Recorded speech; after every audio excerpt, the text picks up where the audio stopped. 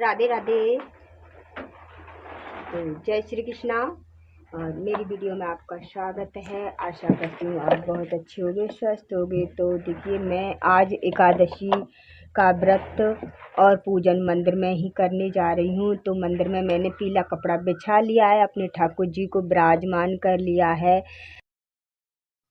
वैशाख मास की मोहिनी एकादशी का व्रत पूजन मैं मंदिर में कर रही हूँ लिया है। और ये प्रतिमा है लक्ष्मी नारायण की, तो मैंने इनको ही, और ये है कुबेर यंत्र, और ये मैंने सारा मंदिर में ही विराजमान कर लिया है। पीला कपड़ा बिछा करके मंदिर में ही आज मैं पूजन करूँगी। तो सबसे पहले हम जलाएंगे दीपक, और दीपक साक्षी होता है तो हम दीपक जला लेंगे।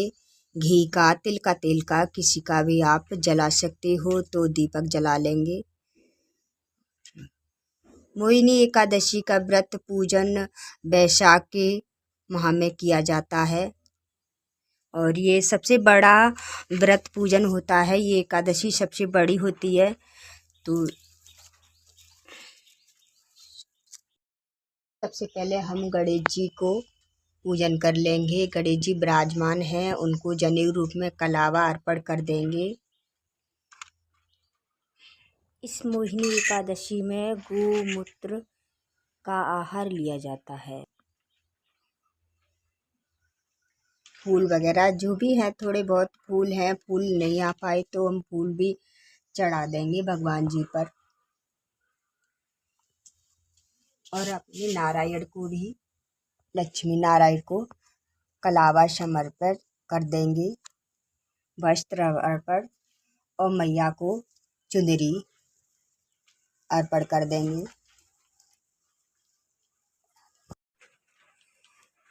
और आज के दिन भगवान नारायण ने मोहिनी का रूप लिया था असुरों का विनाश करने के लिए उनसे।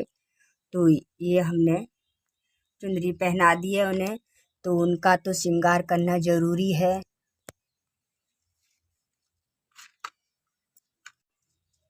इत्र लगा देंगे।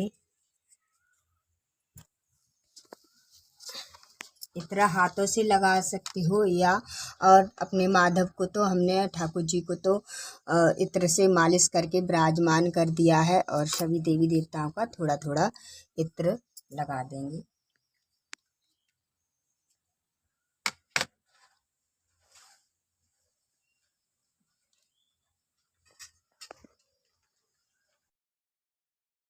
गणेश जी को चंदन टीका कर देंगे, लक्ष्मी नारायण को भी, माता लक्ष्मी को, बाल गोपाल को चंदन टीका कर देंगे, और सभी को चंदन टीका कर देंगे।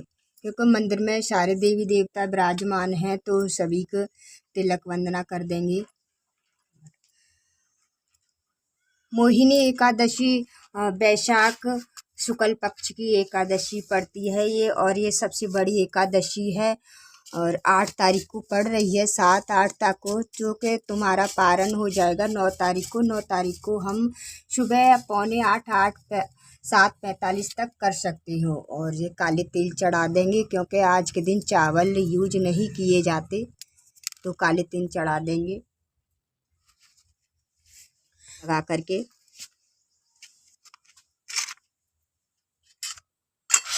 भोग लगा देंगे, आप पे जो भी है उससे आप भोग लगा दीजिए। सादा तरीके से मैं आप व्रत पूजन बता रही हूँ।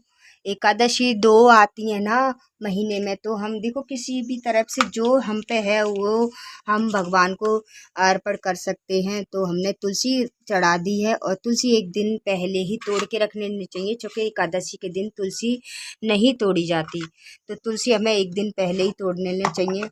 और एकादशी का ये मोहिनी एकादशी है, तो सबसे बड़ी एकादशी है, इसे हमें जरूर रखना चाहिए। और ये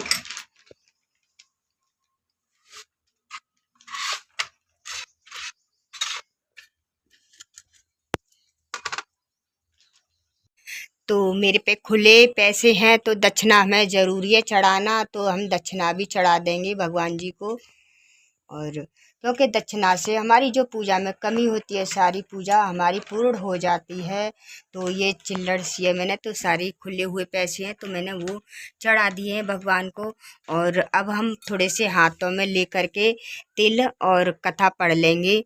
और हमारा रोज का मतलब अब शाम को सुबह नहा धो करके हम रोज की तरह मंदिर में कभी भी आप पर नहीं व्यवस्था होती तो सुबह सुबह आप जैसे रोज पूजन करते हैं उस हिसाब से रोज पूजन की तरह आप एकादशी का भी पूजन कर सकते हो। तो अब हम पढ़ लेंगे कथा।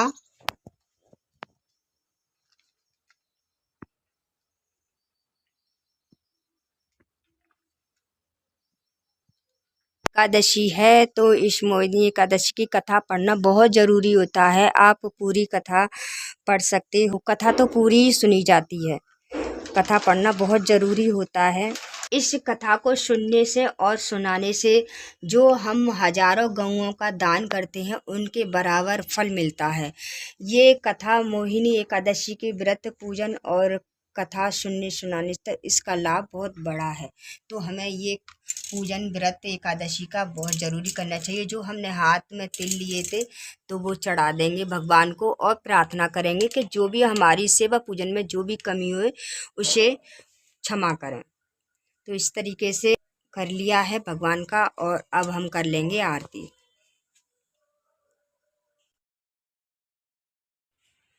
तो ये कलश है हमने मंदिर में ही रख दिया है क्योंकि मंदिर था छोटा इस वजह से नीचे रख रखा था।